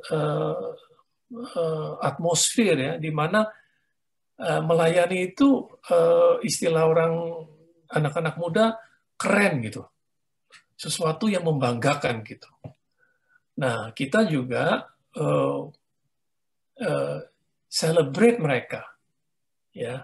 Jadi bukan cuma diminta tenaganya, diminta partisipasinya untuk volunteering, tapi kita sebagai gereja juga harus celebrate mereka, dan itu yang kita lakukan setiap tahun. Kita celebrate mereka sehingga mereka merasa di-appreciate dalam apa saja yang mereka lakukan. Itu sih kalau saya boleh share. Thank you so much. Saya akan membuka ini dengan satu pertanyaan untuk ketiga narasumber kita, mulai dengan Pak Handi dulu, ya, kemudian nanti Pak Rubin dan Pak Jeffrey juga menjawab hal yang sama. Tema hari ini adalah pertumbuhan gereja dan kepemimpinan. Nah, tentunya asumsinya ada kaitannya nih, pertumbuhan gereja dengan kepemimpinan. Ya, kalau sampai kemudian ketemu tidak ada kaitannya, ya itu temuan kita. Tapi asumsi kita ada kaitannya. Mungkin cerita sedikit 1-2 menit pengalaman bapak-bapak terhadap statement ini bahwa berkembang atau runtuhnya atau stagnannya sebuah gereja bergantung kepada kepemimpinannya. Ya, dijabarkan panjang lebar tadi. Cuman ceritakan pengalaman bapak-bapak, hal yang membekas, entah lihat sendiri atau ngalami sendiri atau lihat orang lain, pengalaman di mana penentu utama daripada flourishing ministry gereja itu ditentukan oleh kepemimpinannya, baik itu positif maupun negatif. Ya, mungkin bisa satu cerita pendek, kemudian mungkin memberikan nasihat kalau keadaannya seperti ini harusnya bagaimana, begitu. Singkat saja. Terima kasih, Pak Andi, silakan. Ya, memang kalau dari survei PRC ini hanya kita bisa melihat bahwa sebagai contoh kepemimpinan dalam hal dukungan sinode itu memberikan pengaruh gereja yang bertumbuh dan tidak bertumbuh. Tapi memang kalau kita kemudian masuk ke data mikro, saya yakin kemudian akan terkuak banyak ya. Jadi kalau misalnya pengalaman saya pribadi, misalnya saya pelayanan di Saat, pelayanan di Kalam Kudus, atau mungkin beberapa saya amatin dari beberapa gereja, sudah pasti kepemimpinan merupakan driver yang sangat utama gitu ya. Salah satu yang paling penting tentu saja dalam hal kepemimpinan itu mengenai masalah vision dan calling gitu ya. Jadi panggilan dia, kalau dia merespon panggilan dengan penuh passion, dan saya perhatikan misalnya satu gereja-gereja yang pemimpinnya itu memiliki satu visi yang jelas itu ya. Nah, apa yang dia lakukan 5 tahun, 10 tahun, dan dia punya calling yang sangat kuat, kan? Jadi dia punya visi yang jelas, yang sangat clear, kan? 5 tahun, 10 tahun, dan kira-kira dia punya calling yang terjemahkan dalam bentuk passion dan komitmen, dan akhirnya membuahkan satu strategi. Saya yakin, most likely peluang itu sangat besar. Jadi di satu sisi saya melihat banyak gereja-gereja yang tidak bertumbuh, itu salah satunya juga clear ketika berbicara dengan pemimpinnya, Mereka kalau ditanya visinya, bahkan kadang-kadang 2-3 tahun ke depan pun mereka tidak tahu. Bahkan tahun depan pun kira-kira mereka juga tidak mengerti apa yang akan terjadi di gereja mereka. Jadi sangat penting sekali dari pemimpin, mungkin barangkali sudah pengaruh lebih dari 50% menentukan gereja itu akan bertumbuh tidak. Anda bisa melihat dimulai dengan apa yang menjadi visinya dia 5-10 tahun kemudian. Dan kemudian kedua, dia punya passion nggak yang terlihat dari bentuk passion, komitmen, dan dari waktu ke waktu dia ingin mewujudkan visi tadi. Saya rasa it's all about vision ya. That's really number one. It's really important mengenai leadership. Thank you Pak Bambang. Thank you. Pak Robin, gimana? Ada pengalaman khusus tentang ini? Ya, kalau saya lihat biasanya gereja-gereja yang bertumbuh atau tidak bertumbuh, ketika kita ngobrol sama pemimpinnya nampak.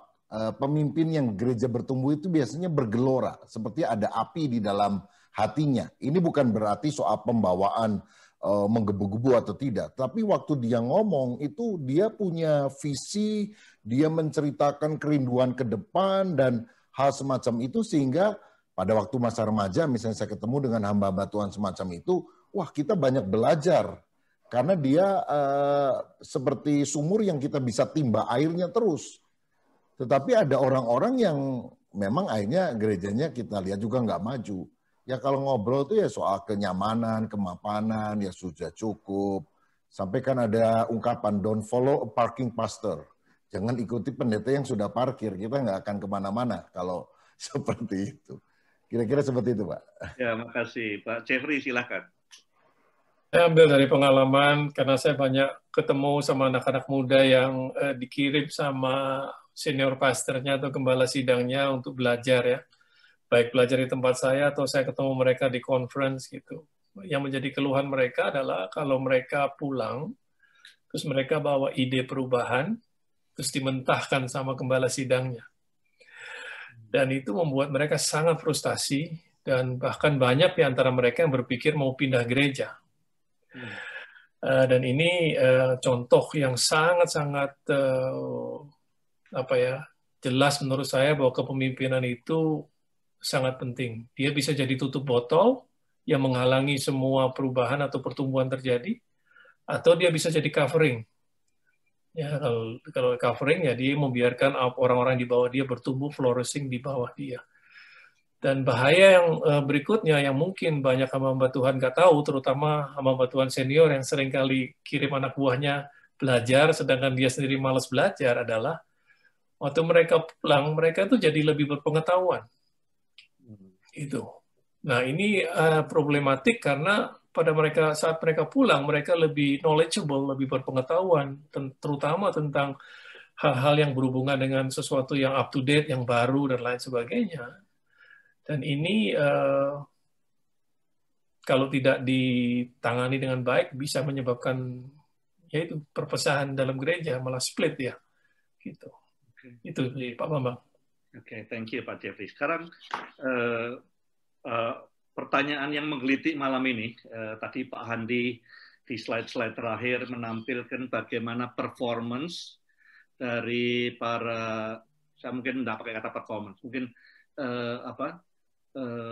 kaitan antara para pendeta, gembala jemaat yang lulus S1 di STT dengan pertumbuhan gereja. Tentu banyak variabelnya gitu. Cuman banyak peserta yang kemudian bertanya, lalu gimana nih? Karena kita bicara soal kepemimpinan, production line kita ini kan seminari dan sekolah teologi ya. Ini kan calon pemimpin kita ke depan semua. Ya, tetapi ternyata kita lihat bahwa berkaitan dengan pertumbuhan jemaat dan juga kalau di buku ada kelihatan juga dengan kesehatan jemaat, itu lulusan S1 teologi ini tidak lebih baik performance-nya dibanding mereka-mereka yang tidak sekolah teologi gitu, yang gelarnya gelar umum dan segala macam, master, doktor atau sarjana umum.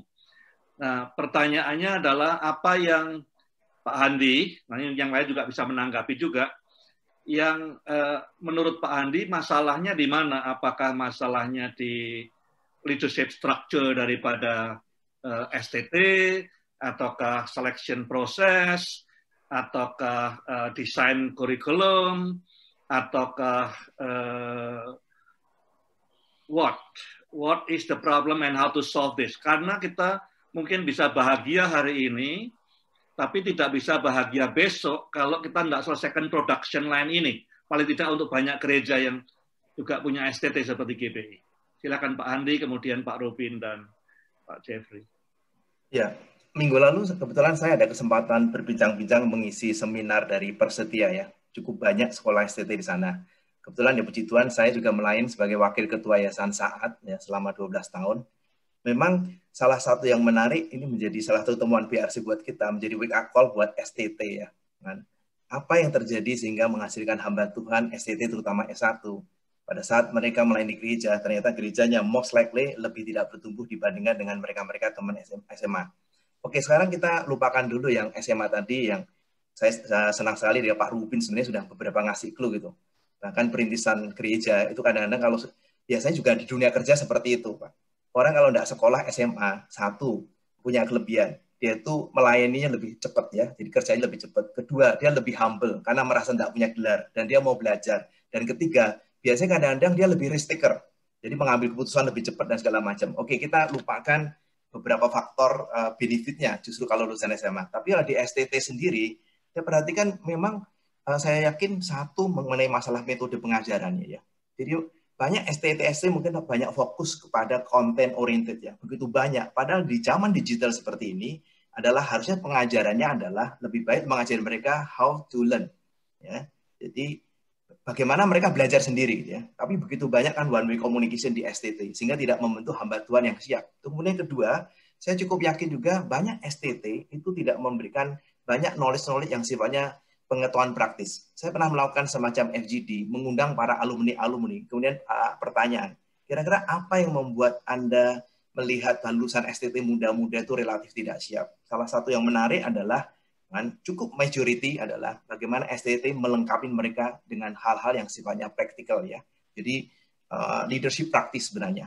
Jadi terlalu banyak teori, saya rasa mungkin STT perlu melihat kurikulumnya ya. Dan kedua tadi mengenai metode pengajarannya. Dengan begitu banyak digital, banyak mereka itu bisa belajar sendiri, bagaimana mengencourage mereka kan, menjadi satu learner yang baik. Jadi fokus kepada learnernya, jadi bukan fokus kepada dosennya. Bagaimana mereka bisa belajar sendiri, plus kalau ada hal-hal yang sifatnya leadership praktis, saya rasa itu akan menjadi satu bekal yang sangat baik. Itu hasil dari beberapa kali saya berbicara melalui FGD dan beberapa alumni dan pengalaman pribadi di saatnya. Terima kasih Pak Bambang. Pak Rubin, silahkan.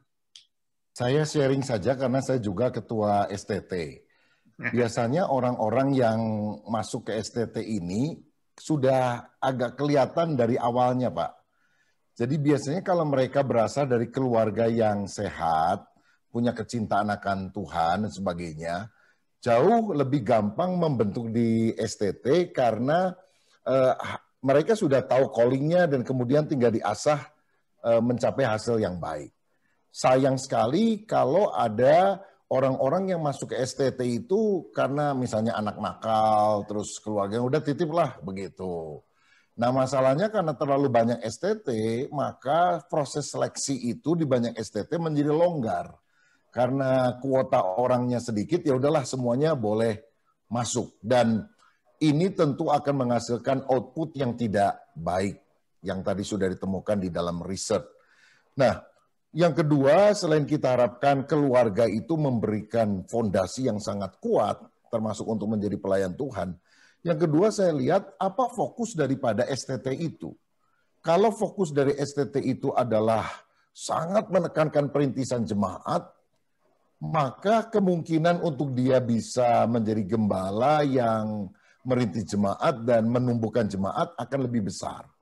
Cuma saya lihat banyak STT juga yang tidak didesain dengan tujuan utama tersebut. Intinya adalah sudahlah kamu tahu sebanyak mungkin ilmu. Dan saya percaya bahwa salah satu sumber keberhasilan terpenting adalah soal keteladanan. Kalau kita nggak punya figur-figur yang kita teladani, dalam arti mahasiswa itu cuma lihat dosen yang pinter, tapi dia tidak sungguh-sungguh terlibat di dalam pengembangan jemaat, perintisan jemaat, pertumbuhan kesehatan jemaat dan sebagainya, hanya soal teori, nanti akan muncul murid-murid yang model semacam itu. Jadi saya sangat mendorong sebetulnya dosen-dosen itu tidak hanya tahu teorinya, tapi mereka benar-benar adalah praktisi di dalam bidang pelayanan dan pertumbuhan gereja atau pelayanan gereja. Sebab dalam pengajaran yang baik saya rasa bukan hanya transfer of knowledge, tapi transfer of life yang sadar atau tidak sadar itu akan mempengaruhi STT tersebut. Kira-kira seperti itu. Jeffrey mau menanggapi? Terima kasih Pak Robin. Enggak. Saya pikir udah sangat jelas ya. Ya, ini ada pertanyaan satu lagi. Tadi Pak Jeffrey mengungkapkan bahwa cell group itu salah satu kunci, dan itu adalah salah satu kunci untuk membangun pemimpin. Biasanya orang lihat cell group bukan untuk membangun pemimpin, tapi fokusnya adalah untuk kebaktian tengah minggu atau untuk pemuritan. Nah, ini hal baru barangkali bahwa salah satu strategi membangun pemimpin adalah cell group. Bisa sedikit lagi dielaborate, Pak Jeffrey? Ya, karena tadi seperti yang saya bilang, sistem yang kita kembangkan di pengembalaan di JPCC, kita memang tidak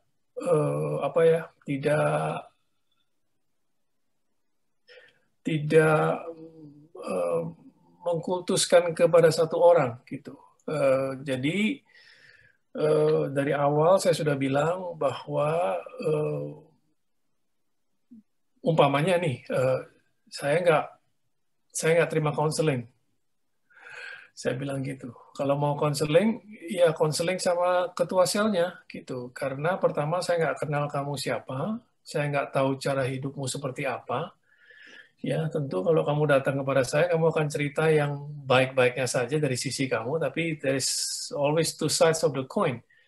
Jadi yang harus lebih baik kamu cerita kepada ketua sel kamu gitu, sel grup kamu gitu. Dan itu yang menyebabkan kenapa kemudian kita mau tidak mau harus mencetak begitu banyak pemimpin baru. Nah, untuk menjadi ketua sel. Nah, kemudian kita kasih tantangan kepada ketua sel bahwa kamu bukan cuma sekedar memimpin, tapi kamu juga punya tugas mencari orang-orang yang kemudian bisa memimpin supaya kamu bisa bermultiplikasi ceritanya gitu kan, sel-selnya bermultiplikasi. Jadi sel group itu merupakan tempat kehidupan kalau di JPCC daripada gereja itu sendiri gitu. Jadi semua mulai dari kalau ada yang sakit, kalau ada yang butuhkan sesuatu dan lain sebagainya, itu yang bergerak bukan gerejanya, bukan kita sebagai satu yang besar. Yang bergerak lebih dahulu adalah sel grupnya. Nah, kalau sel grupnya sudah bisa menyelesaikan persoalan yang ada, maka nggak perlu tarik yang lebih besar. Tetapi kalau sel grupnya nggak bisa, kemudian baru naik ke atas, beberapa sel grup coba untuk selesaikan permasalahan itu. Kalau nggak bisa, baru lagi yang lebih besar. Dan kebanyakan persoalan jemaat berhenti di sel grup sih, Pak. Sehingga kita yang ada di leadership ini bisa lebih memikirkan hal-hal yang berhubungan dengan visi, sistem, metode, dan lain sebagainya. Jadi memang di tempat kami, komunitas sel itu bukan kebaktian tengah minggu saja, tapi tempat di mana mereka mengembangkan diri dan juga mencetak pemimpin-pemimpin yang lain. Oke. Thank you, Pak Jeffrey. Terima kasih sekali. Pertanyaan terakhir, ini banyak sekali pertanyaan, tapi sebagian besar berkaitan dengan pertumbuhan gereja itu sendiri, dengan buku ini yang mungkin besok bisa dijawab. Yang berkaitan leadership, sebagian besar sudah dilontarkan. Satu lagi tadi Pak Handi, saya ingin masing-masing nanti menjawab 1 menit saja meresponi ini. Tadi Pak Handi katakan yang paling penting di atas semuanya adalah visi. Gitu ya. Kalau dia punya visi ada harapan. Kalau tidak ada visi mungkin tidak ada harapan gitu kira-kira.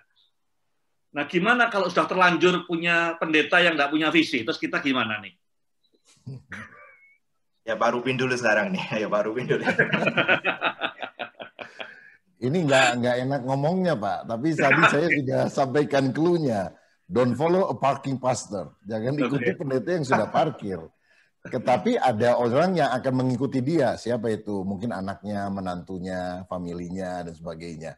Ya terima aja. Jadi memang agak sulit untuk mengubah hal tersebut. Tapi salah satunya, kalau ada jemaat atau pengurus yang lihat pendetanya semacam itu, saran saya adalah berangkatkan dia ke seminar-seminar yang berbobot, kasih uang, kalau bisa sambil di hotel atau apa, supaya dianya yang harus ikut dan dianya berubah. Mungkin itu salah satu harapan untuk pendetanya punya visi.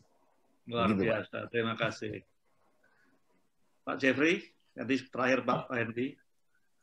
Ya sebetulnya ya itu satu usulan yang baik ya dari Pak Ruben ya.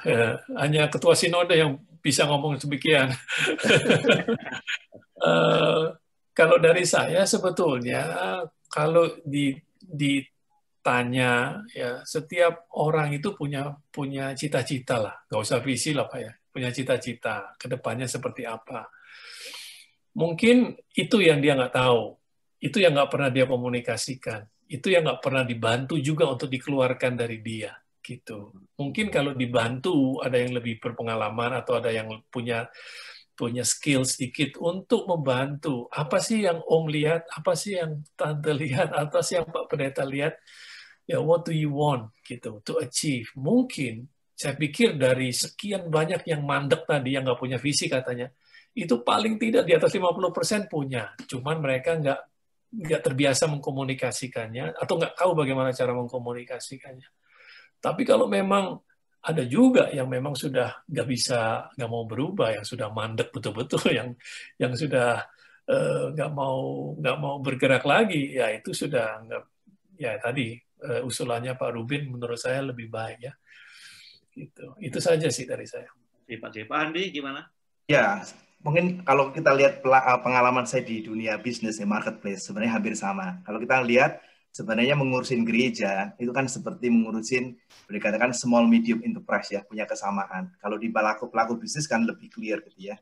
Nah, setiap pelaku bisnis biasanya yang sukses biasanya mereka mengatakan I have a dream kan, one day kan kata-katanya. Jadi kalau mencari seorang CEO ditanya dream kamu apa? Kalau tidak punya dream sudah akan jadi CEO lah, kira-kira begitu ya. Hampir sama. Demikian juga dengan calling, mestinya hamba Tuhan harapan kita lebih hebat dibandingkan CEO marketplace ya. Pada saat calling dia pasti punya visi ya. Tapi yang harus diakuin kadang-kadang banyak juga hamba Tuhan terjebak dengan rutinitas, operational, dia tidak bisa melihat visi ke depan. Jadi kalau kita bicara visi, kemampuan dia adalah forward looking ya. 5 tahun, 10 tahun kemudian. Kemudian kedua, dia juga punya semacam goal ya, berorientasi kepada goal 5 tahun 10 tahun lagi. Terus dia bisa moving people dan sebagainya. Itulah kekuatan daripada visi. Nah, sekarang question-nya adalah berbahagialah orang yang punya calling dan kemudian punya visi ya. Sebab kalau gereja kemudian dipimpin orang yang nggak punya visi, tentunya tadi 2 hal ya. Satu, ya mudah-mudahan bisa di-mentor. Makanya ada banyak advisory yang bisa mentoring, sama seperti Daud bisa mentoring Salomo, sama seperti Musa bisa mentoring Joshua ya. Kita berharap ada mentoring kemudian bisa membangunkan visi dia. Punya chance nggak? Saya rasa punya chance. Kalau di dunia marketplace, saya lebih pesimis. Dunia marketplace kadang-kadang lebih kejam. Orang tidak punya visi, lebih baik dipinggirkan, bekerja sebagai back end saja, sebagai support saja. Tapi kalau ini kan sesuatu yang dimana Tuhan bisa mengubah kita ya, calling bisa mengubah. Saya rasa kita punya space yang lebih baik ya. Tapi memang at the end of the day, kalau sudah di-mentoring, dibukakan visinya, dan akhirnya hamba Tuhan itu tidak punya visi ke depan, rasanya dia punya talenta yang lain, yang kemudian kita jadikan aja sebagai supporting, dan jangan jadikan sebagai pemimpin. Mungkin Tuhan punya porsi kepada dia, supaya dia itu menjadi satu tempat tertentu, dan membiarkan orang lain yang kemudian yang punya visi seperti itu, kemudian membiarkan dia untuk menjadi pemimpinnya. Ya. Itu Pak Bambang. Terima kasih sekali Bapak bertiga, Pak Andi, Pak Jeffrey, dan Pak Rubin. Saya sendiri belajar banyak dari apa yang disampaikan malam ini. Waktu kita sudah hampir habis.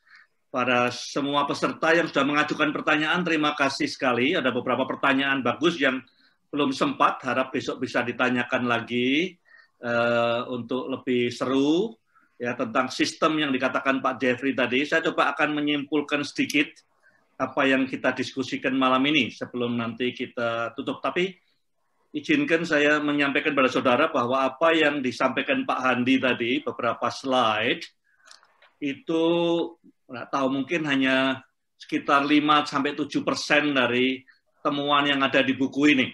Jadi kalau saudara hanya lihat slide tadi tanpa baca bukunya, sayang sekali ada 90% lebih yang disediakan hadiah buat saudara, tetapi tidak didalami dengan baik. Kami harap lewat penelitian ini akan ada banyak penelitian lain yang akan memperlengkapi penelitian ini. Nah, kesimpulan saya dari apa yang disampaikan Pak Andi, khususnya Pak Rubin Adi dan juga Pak Jeffrey, ada dua hal yang sama. Kunci daripada gereja yang flourish, yang bertumbuh, yang sehat. Satu adalah volunteerism atau kegerakan kaum awam. Itu nyata sekali di GBI dan itu adalah jantungnya GBCC. Dan itu merupakan juga temuan, besok akan disajikan bagaimana salah satu faktor yang besar atau paling besar korelasinya dengan pertumbuhan adalah tingkat jemaat yang ikut melayani. Ya. Kalau jemaatnya ikut melayani, dia punya ownership dan seterusnya dan seterusnya. Jadi ada dua. Yang pertama volunteerism, yang kedua adalah empowerment. Tadi Pak Rubin menjelaskan tentang empowerment otonom, empowerment leadership di tingkat lokal. Demikian juga Pak Jeffrey menyampaikan empowerment di Komsel dan segala macam. Jadi kalau overlap di antara dua hal ini tadi dengan apa yang disampaikan Pak Handi adalah kepemimpinan yang mengandalkan volunteerism bersama dan juga empowerment. Ada disinggung juga tentang kompetensi atau kriteria kepemimpinan yang dianggap akan membawa keberhasilan buat gereja. Saya sambung saja beberapa hal. Panggilan atau calling itu nomor 1 disebutkan oleh 3 narasumber hari ini, soal panggilan atau calling. Terus kemudian disebutkan soal secure leader. Ya. Tadi Pak Jeffrey mengatakan banyak anak muda kecewa, belum menyampaikan gagasan, sudah dipotong, dan segala macam. Self-leadership, bisa memimpin diri sendiri, melayani, rendah hati, servant leadership, loyalitas, kerelaan untuk berkorban, dan Pak Andi tadi menutup dengan visi dan passion. Ya, saya percaya bahwa banyak orang berkata orang itu ikut pemimpin, tapi menurut saya orang itu ikut passionnya pemimpin. Passionnya dilihat dari mana? Dari kalau orang itu pemimpinnya rela berkorban. Ya, dari berapa yang rela dia bayar, berapa harga yang rela dia bayar, maka orang akan ikut dia. Kalau pemimpinnya tidak mau bayar harganya, ya yang ikut juga tidak banyak. Ya, jadi itu kesimpulan yang saya coba ringkas. Di samping tadi ada 1-2 hal lagi yang menurut saya cukup menarik. Kalau kita refleks kembali ke belakang, kita lihat pemimpin yang berapi-api, ya, pemimpin yang kalau kita ketemu dia terus bisa belajar terus. Jadi ketemu sekali juga kita tahu apakah dia ada. Tapi saya juga senang dengan jawaban Pak Jeffrey tadi yang mengatakan bahwa mungkin ada banyak potensi yang belum tergali. Ya. Yang perlu kita lihat juga supaya bisa keluar semua potensinya para gembala dan pendeta dan pemimpin jemaat yang lain.